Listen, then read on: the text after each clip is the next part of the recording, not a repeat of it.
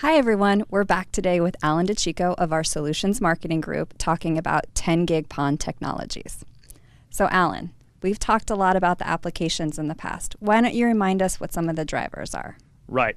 10 gig PON brings a lot more capacity into the network, and who's going to take advantage of that? First, businesses, and I'd include mobile backhaul into that category as well. They need more capacity at individual points.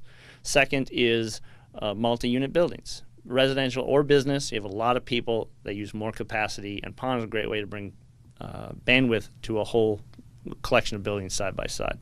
And the third is obviously residential customers. Over time, individual residences, pockets of neighborhoods will be pushing the limits and need multi-gigabit services. So capacity, density, and scale, that's the order with which 10 gig PON is going to take over the network. So there's been a lot of talk about XGS PON versus NG PON2. So can you tell us a little bit about the differences between the two technologies? At a high level, I'll keep it simple here. They're both ITU 10 gig PON standards.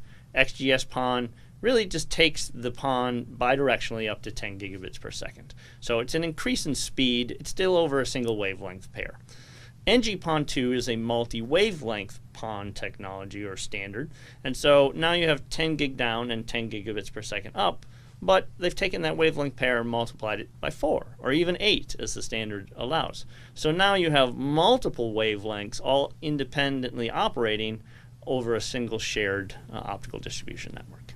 Sounds great. So why don't you tell me about how 10 gig PON applies to these applications? So, of course, XGS PON and NG PON2 can both bring bandwidth to businesses, multi-unit buildings and residences. But we have to look beyond that and look at operations, flexibility, new services that could be enabled. And that's where NG PON2 really shines. So one example of that is using multiple wavelengths to manage PON capacity over time. So it's really easy to imagine that as a PON utilization grows, a service provider can simply turn up a new channel, shift some ONUs over without impact to the service, and balance the PON, right, over time. So dial up time now and think about, what if I could do that on an hourly or instantaneous basis? Now I can shift and allocate capacity on the PON really on demand and open up a whole new class of services because I have multiple wavelengths I can utilize. All right, so that's one. What's number two? Number two is service isolation. So with multiple wavelengths, again, you're able to turn up more services on the PON, on the shared optical network, but isolate them. And that's always been a challenge with mixing business and residential and even mobile backhaul on GPON, because they have different capacity requirements, they have different operations and service level agreements that have to be dealt with. Now, because you can put each service on a different wavelength, you really remove the constraints operationally. They can be on different wavelengths, on different line cards at the OLT, have different maintenance schedules, have different capacity planning rules that are applied to individual services. So number two on the list is definitely being able to isolate services across the wavelengths. Number three is equipment protection or network resiliency. So if I've got multiple wavelengths and an ONU that can tune to channel 2, channel 3, channel 4, as I'm looking at maintenance activities, upgrades in the network, I'm able to move that ONU from one channel to the other, maintaining service as I go through various routine operations of the network. I'm able to isolate fiber in the feeder plant as well and give me some level of equipment protection equivalent to type B protection from GPON people are familiar with. Where NG PON2 really is going to shine is the idea of two different OLT systems managing a shared set of ONUs.